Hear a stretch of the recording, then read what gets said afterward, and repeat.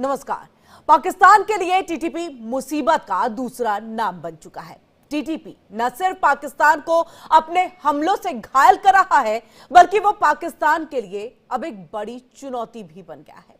हर चढ़ते दिन के साथ टीटीपी का पाकिस्तान पर कहर बढ़ता जा रहा है। तो इस बार टीटीपी ने पाकिस्तान के न्यूक्लियर वैज्ञानिकों को अगवा करके उसके माथे पर बल डाल दिए हैं।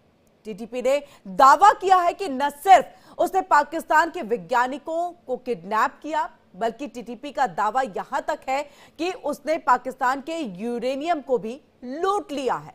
पाकिस्तान परेशान है तो दूसरी ओर अपने वैज्ञानिकों की रिहाई के लिए भी चिंतित है। लेकिन इसमें भी एक नहीं बल्कि कई सारे पेच शामिल हैं। एक तो पाकिस्तान के न्यूक्लियर वैज्ञानिक उसके सबसे बड़े दुश्मन की कैद में है। तो इन वैज्ञानिकों को छोड़ने के लिए टीटीपी ने पाकिस्तान के सामने 3 शर्तें रख दी हैं, जिसमें से एक शर्त ने पाकिस्तान के अंदर ही फूट डाल दिया है। पाकिस्तान ने जो बोया वही आज वो काट भी रहा है। आतंक की पैरवी करने वाला पाकिस्तान, आतंकियों को पालने वाला पाकिस्तान आज आतंक के इसी अटैक से दहला हुआ है। तो अब पाकिस्तान के सामने ये चुनौती भी है कि कहीं उसका न्यूक्लियर प्लान टीटीपी के हाथ ना लग जाए। और इसी मुद्दे को लेकर के आज हम चर्चा करेंगे। तमाम मेहमान हमारे साथ यहां पर जुड़ चुके हैं, उनसे हम बातचीत करेंगे।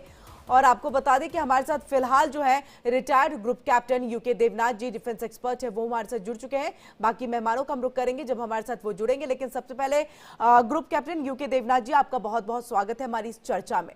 सबसे पहले कैप्टन देवनाथ जी, आपसे हम ये समझना चाहेंगे कि देखिए, पाकिस्तान जो आतंकवाद को पनाह देता है, जिसकी सरजमी पर पाकिस्तान आतंकवाद जो है वो पैदा होता है, जिसका इस्तेमाल वो भारत के लिए हमेशा से करता है। लेकिन देखिए, आज वो इसी तरह की स्थिति में, इसी तरह के पशुपेश वाली सिचुएशन में जो है वो फंस गया है।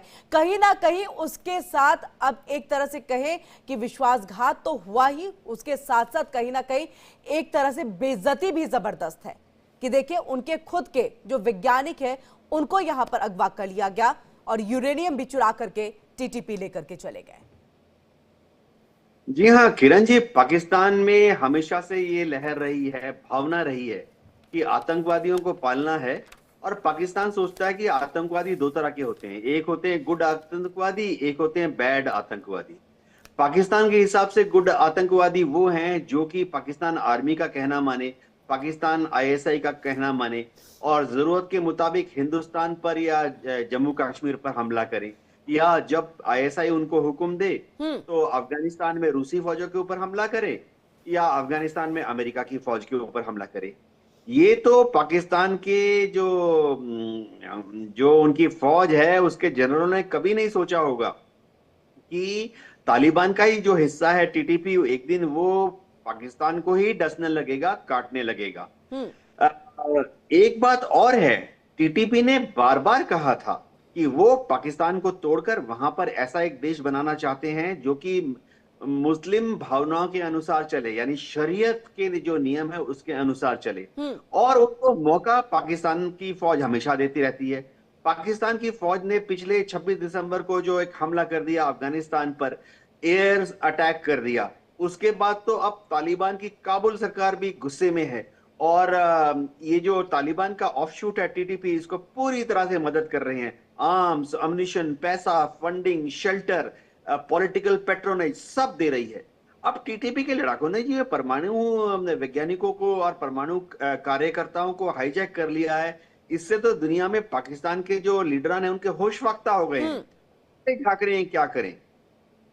हाँ, इससे पश्चिमी देश अमेरिका भी थोड़ा परेशान है। बिल्कुल जी, अमेरिका की परेशानी तो हम समझेंगे कैप्टन देवनाथ जी, क्योंकि देखिए, अमेरिका क्यों परेशान है, इससे उनको क्या खामियाजा भुगतना पड़ेगा, ये तो आपसे हम जानेंगे। लेकिन उससे पहले देखिए, 16 वैज्ञानिक जिनको अपनी कैद में रखा और जो 3 शर्तें रखी हैं, कहीं ना कहीं पाकिस्तान के अंदर में उसको लेकर के फूट है। 2 धड़े में फिलहाल पाकिस्तान बटा हुआ है, जिसमें एक धड़ा कहता है कि हम मांगे मान लेनी चाहिए और अपने वैज्ञानिकों को ले आना चाहिए, अन्यथा जो हमारे न्यूक्लियर को लेकर के जो भी हमारे संवेदनशील डॉक्यूमेंट्स हैं, वो सारी चीजें जो है वो टीटीपी के हाथ में चली जाएंगी और कहीं ना कहीं आने वाले दिनों में ये एक परेशानी का सबब हो सकते हैं। लेकिन वही दूसरा धड़ा है कि सैन्य कार्रवाई हो। तो क्या करना चाहिए पाकिस्तान को यहां पर और क्या करने लायक है, सबसे बड़ी बात तो ये है। जी हाँ किरण, सबसे पहली चीज तो ये है कि पाकिस्तान आर्मी ने फिर से एक स्टेटमेंट जारी करके ये सबको भरोसा दिलाया है, पाकिस्तान के आम आवाम को, कि पाकिस्तान के जो न्यूक्लियर एस्टेब्लिशमेंट हैं, पाकिस्तान के जो न्यूक्लियर हथियार हैं, हम्म। वो safely Pakistan army, Pakistan air force और पाकिस्तान की नेवी के बेसिस में सेफली रखे गए हैं। तो उन्होंने कहा है कि इनका टीटीपी के लड़ाकों को के या टीटीपी के आतंकवादियों के हाथ में पड़ने के चांसेस नहीं है। हम्म। दूसरी बात है कि चीन ने भी कंसर्न दिखाया है, अमेरिका भी थोड़ा परेशान है। अमेरिका ने तो ये भी प्रपोजल दिया था पिछले साल पाकिस्तान के एस्टेब्लिशमेंट को, हम्म। कि अमेरिका अपनी स्पेशल फोर्सेस को पाकिस्तान में तैनात कर देगा, ताकि वो पाकिस्तान में रहकर पाकिस्तान के जो न्यूक्लियर हथियार हैं उनको सेफ गार्ड रखेगा, उनको आतंकवादियों के हाथ से दूर रखेगा। ये अलग बात है कि पाकिस्तान ने इस प्रस्ताव को नामंजूर कर दिया, क्योंकि उन्हें मालूम था कि अगर वो इस प्रस्ताव को, अमेरिका के प्रस्ताव को मान लेते हैं तो दुनिया भर में उनकी किरकिरी होगी। चीन ने ज्यादा प्रैक्टिकल अप्रोच लगाया है। चीन ने क्या किया है कि पाकिस्तान में अपने सीनियर अफसरान को भेजकर पाकिस्तान के जो अफसरान हैं और पाकिस्तान की जो फौज है उनको ट्रेनिंग दे रही है।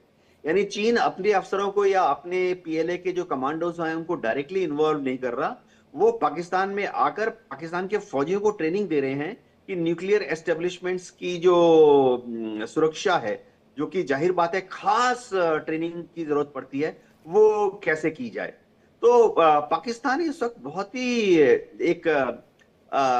बहुत ही नाजुक स्थिति से गुजर रहा है, जहां उनकी सरकार की बात कोई सुनता नहीं है। जो खैबर पख्तूनख्वा का एरिया है, बलूचिस्तान का जो एरिया है, जो ईरान के सिस्तान प्रोविंस से लगा है, जी। वहां इस्लामाबाद की नहीं चलती है, वहां रावलपिंडी की नहीं चलती है। हम्म। वहां पर जो लोकल वॉरलोड्स हैं, जो लोकल तालिबानी लीडर्स हैं, उन्हीं का हुक्म चलता है। जी। तो कैप्टन देवनाथ जी, फिर अगर ये कहा जाए कि अब जो दो धड़े में है, जहां पर स्थिति जो है ऐसी हो रही है कि क्या सैन्य कार्रवाई होनी चाहिए, क्या नहीं होनी चाहिए, तो अब इसको लेकर के क्या 3 शर्तों को मान ले, और खासतौर से अगर 3 शर्तों में जो बात की गई है कि जब युद्ध हुआ, जब ये लड़ाई हुई, तो उसमें कई सारे जो टीटीपी के सदस्य हैं उनको जो है गिरफ्तार करके पाकिस्तान जो है वो उनके कैद में है, तो उन सबको छोड़ देना चाहिए। ये तमाम ऐसी मांगे हैं, क्या ये सब मांगे जायज हैं, और जब की गई हैं तो क्या इसे मान जाना चाहिए? अगर माना गया तो फिर आने वाले दिनों में अगर ये सब छूटते हैं तो कैसा दृश्य जो है वो देखने को मिलेगा, क्या चीजें और क्या इमेज पाकिस्तान की रहेगी?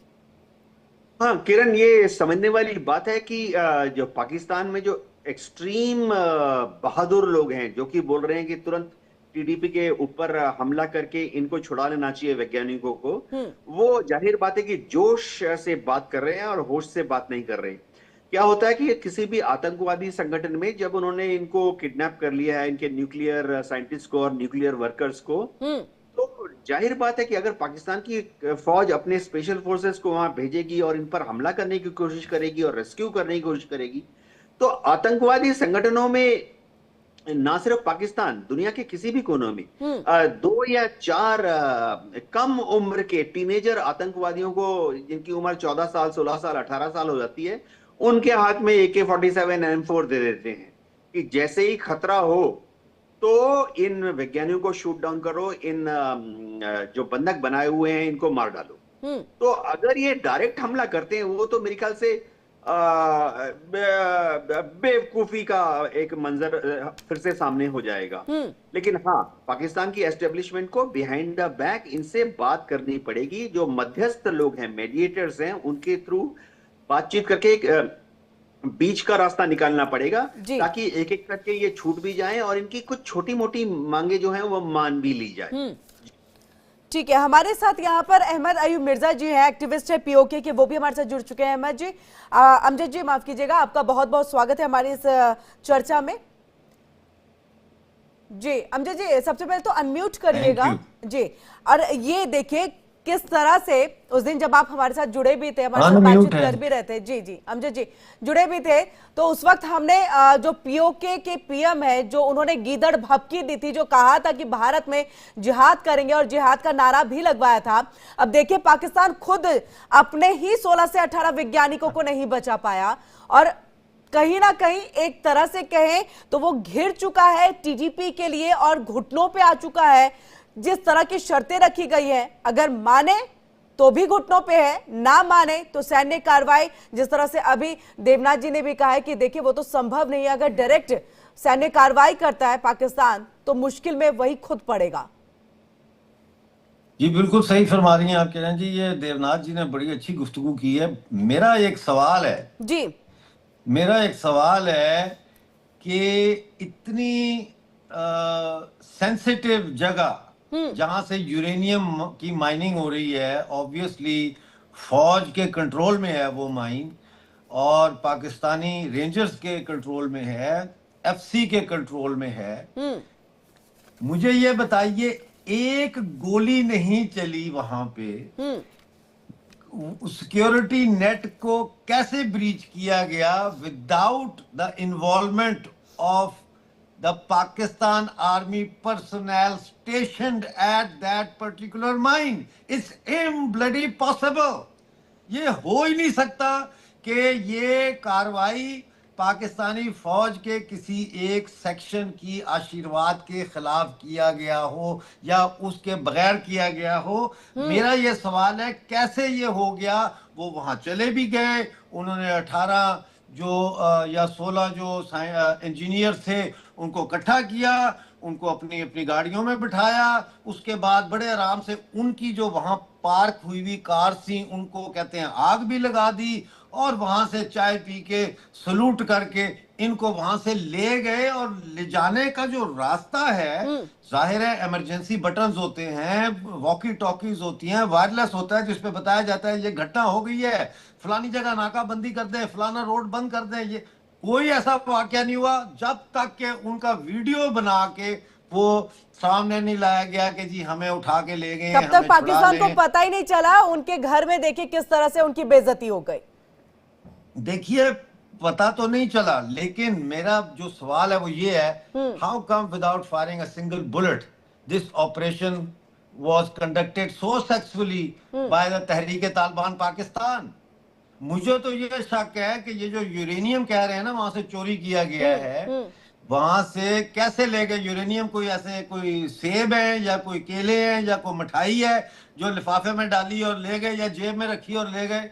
मुझे ये शक है। देखें हमारा काम है as news analyst, as you know, कि हम इन चीजों के बारे में सवाल उठाएं। मेरा ये सवाल है, मुझे लगता ये है कि यूरेनियम यहाँ से पाकिस्तान आर्मी ने चोरी करके बेचा हुआ है, ऑलरेडी बेचा है, मोस्ट प्रोबेबली ईरान को बेचा है, क्योंकि उनको जरूरत है इस वक्त बहुत सख्त यूरेनियम की, उनको बेचा है। और ये सारा जो ड्रामा किया है ये दिखाने के लिए कि वो जो चोरी शुदा यूरेनियम ऑलरेडी जो वहां से चोरी हो चुका है। यानी ये आप कह रहे हैं कि ईरान को जरूरत है यूरेनियम की और पाकिस्तान को पैसे की जरूरत है, और कहीं ना कहीं इस चीज का जो डील है वो हुआ होगा। बस आप बहुत समझदार हैं और आपने कैसे खूबसूरती से दोनों चीजों को जोड़ा है कि उसको यूरेनियम चाहिए, उसको पैसा चाहिए। देखें ये ऑलरेडी वहां से यूरेनियम मुझे लगता है कि ऑलरेडी वहां से ये स्मगल हो चुका है, पाकिस्तान आर्मी ने ऑलरेडी स्मगल कर चुके हैं। अब ये ड्रामा किया कि जी वो तो चोरी हो गया जी, वो जो घटना हुई थी उसमें वो यूरेनियम चोरी हो गया, हमें नहीं पता कि कहाँ गया वो यूरेनियम, तालिबान ने उसका क्या किया हमें नहीं पता। भाई खुदा का वास्ता है, यूरेनियम है, रेडिएशन होती है उसकी, वो रेडियो एक्टिव मटीरियल है, हाउ इज दिस पॉसिबल? आप किसकी आंखों में धूल झोंक रहे हैं? तो ये मुझे लगता ये है कि ये जो आर्मी का सेक्शन टीटीपी को सपोर्ट कर रहा है उनकी आशीर्वाद भी हो सकती है, पाकिस्तान आर्मी का अपना ऑपरेशन भी ये हो सकता है। असल मुद्दा ये है जो हाईलाइट हुआ है पॉइंट कि जी वो यूरेनियम ले गए। बिल्कुल अमजद जी, टीटीपी ने 16 से 18 इंजीनियर्स को जो अगवा किया, साथ ही साथ यूरेनियम का भी जिक्र किया है, तो संभवतः ये भी हो सकता है कि लेकर के गए हो, ईरान के पास ना जाने की जगह पे टीटीपी के ही पास में यूरेनियम हो, और ऐसे में आने वाले दिनों में जो है, क्योंकि देखिए एक युद्ध तो ये भी जारी है ना, तो हो सकता है आने वाले दिनों में जो है ये डर्टी बम खुद पाकिस्तान में फटे उन्हीं के यूरेनियम से बनके। देखें, ये भी एक पॉसिबिलिटी है, और मैंने 2 साल पहले ये चुनौती दी थी और उसमें मेरी वीडियोस हैं, ANI ने बकायदा उसको लिफ्ट भी किया था। मैंने 2 साल पहले कहा था कि पाकिस्तान के न्यूक्लियर एसेट्स सेफ नहीं हैं और इंटरनेशनल जो एटॉमिक एनर्जी ये जो सर्वेलेंस की वॉच डॉग है उसके हवाले किया जाए, इनको जाके दिखाया जाए कि कहां कहां पे इनका है, क्योंकि it's not safe. Pakistan is a very volatile country, you don't know the what is going on between these different power groups competing against each other inside Pakistan army, inside the political system, as well as in the terrorist networks. तो वो तो किसी ने कान नहीं धरे। अब 2 साल बाद ये हो गया ना, ये सबूत है। हाँ, खतरा इस बात का है कि अगर यूरेनियम इनके हाथ लग जाता है तो फिर ये उसके न्यूक्लियर, वो जो शेख रशीद कहता था ना पाव पाव के बम है, तो ये पाव पाव के बम बना के फेंके। लेकिन मुझे ये बताइए किरण जी, मुझे समझ नहीं आ रही, मैं ये समझना चाह रहा हूँ कि यूरेनियम को ट्रांसपोर्ट कैसे किया जाता है, फिर उसको रखा कैसे जाता है, उसके लिए तो पूरा एक साइंटिफिक पैराफर्नेलिया चाहिए आपको। तो ये कहाँ गया यूरेनियम? तालिबान लेके कहाँ गए? गधों के ऊपर रख के अपने गांव में ले गए और मिट्टी के घरों में जो उनके हैं वहां पे रखा हुआ है, या किसी खेत में खुदाई करके वहां नीचे दबा के रख दिया है। It is not a simple job to बिल्कुल, बहुत बड़ी बात, बहुत बड़ी बात है, और ये बहुत बड़ा सवाल अमजद जी आप यहाँ पर उठा भी रहे हैं। कैप्टन देवनाथ जी, इस चीज को हम आपसे भी समझना चाहेंगे कि देखिए गोलियां नहीं चली, कुछ नहीं, आप 16 से 18 इंजीनियर्स को अगवा करके ले जाते हैं, सीधे से अमजद जी ये कह रहे, देखिए यूरेनियम भी अगर आप ले जाते हैं तो कहां रखे, कैसे ले गए, और क्यों पाकिस्तान और पाकिस्तान की सरकार को, पाकिस्तान की सेना को, आर्मी को जो चौतरफा चीजों में लड़ाई करते हैं और कहते हैं देखिए हम अब भी जो है अपनी पैठ बना करके रहेंगे, चाहे वो टीटीपी से लड़ाई हो, चाहे वो तालिबान से हो, चाहे बलूचिस्तान अपने ही अंदर घिरे हो, चाहे पाकिस्तान भारत से ही क्यों ना मुंह तोड़ उनको जवाब मिलता रहे, उसके बावजूद वो लड़ाई लड़ते हैं। ऐसे में उनके नाक के नीचे देखे उन्हीं के देश से चीजें निकल जाती हैं उनके हाथ से, कैसे? जी हाँ किरण जी, अमजद जी ने जो पॉइंट बताया है उसमें काफी दम है। पाकिस्तान की जो एटॉमिक एनर्जी कमीशन है वो बहुत कंट्रोल रखती है, क्योंकि पाकिस्तान की एटॉमिक एनर्जी कमीशन में पाकिस्तान मिलिट्री के एडवाइजर्स हैं। खासतौर से पाकिस्तान की जो एटॉमिक एनर्जी कमीशन है उस वहां जो एडमिनिस्ट्रेटिव ऑफिसर्स हैं वो सब जो हैं वो लोग जो हैं वो सब जो हैं पाकिस्तान की आर्मी से आते हैं जी। तो गौरतलब बात है कि ऐसा हो कैसे गया। जो इनकी लकी मरवात में डेरा इस्माइल खान के पास जो माइन है वो तो इंडियन आर्मी, एयरफोर्स, नेवी के हमारे जो इंटेलिजेंस रिपोर्ट आती हैं उसमें हमको मालूम है कि वहां पर बहुत अच्छा 3 सुरक्षा घेरे वाला माइनिंग प्रोजेक्ट है। तो वहां पर 3 सुरक्षा घेरों को भेद कर किस तरह से ये आतंकवादी इन इंजीनियर्स या साइंटिस्ट के साथ पहुंच सकते हैं। एक ही तरीका है, जैसे कि अमजद जी कह रहे हैं कि शायद थोड़ी सी मिली भगत हो जी। थोड़ी सी आप मान रहे हैं कि जो पाकिस्तानी आर्मी है उनकी मिली भगत से ही चीजें हुई होंगी? देखिए, पाकिस्तान की आर्मी जो है वो इस्तेमाल करती है, जैसे मैं बात कर रहा था 3 सुरक्षा घेरा की, यहाँ सब जगह पर क्या होता है कि जो आउटर सुरक्षा है घेरा वो स्टेट की पुलिस प्रोवाइड करती है, और जो अंदरूनी घेरा है उसमें पाकिस्तान के स्पेशल फोर्सेस के जवान होते हैं। और सबसे जो अंदरूनी घेरा है उनकी जो क्रैक कमांडो ट्रुप्स हैं वो होते हैं वहां पर डिप्लॉयड।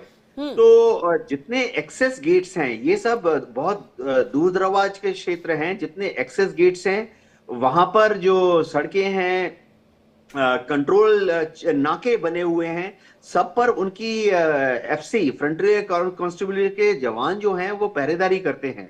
तो ऐसे में मेरा भी ये मानना है कि कोई आतंकवादी यहां तक नहीं पहुंच सकता।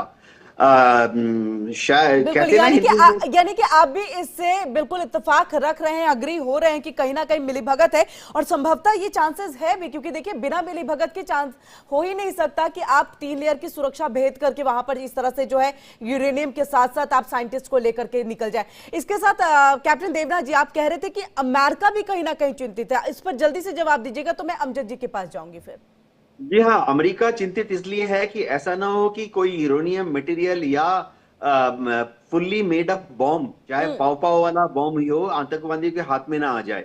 इसलिए अमेरिका ने बार बार जो उनके डिफेंस अटैची हैं पाकिस्तान में, उन्होंने बार बार ये पेशकश की है कि अमेरिका जो है पाकिस्तान की फौज को अपनी स्पेशल फोर्स मुहैया कराएगा, जो कि पाकिस्तान के न्यूक्लियर एसेट्स पर सेफ्टी प्रोवाइड कर सकता है। फिलहाल पाकिस्तान ने मना कर दिया है। जी, ये अमजद जी इसी पे, क्योंकि देखिए पाकिस्तान एक तो अपने घर को सुरक्षित नहीं रख पा रहे हैं। देखिए यूरेनियम चोरी 16 से 18 साइंटिस्ट जो है उनको उठा करके ले गए, अब 3 शर्तें हैं उनके सामने। ऐसे में अमेरिका की तरफ से दी गई पेशकश को देखिए उन्होंने ठुकरा दिया है।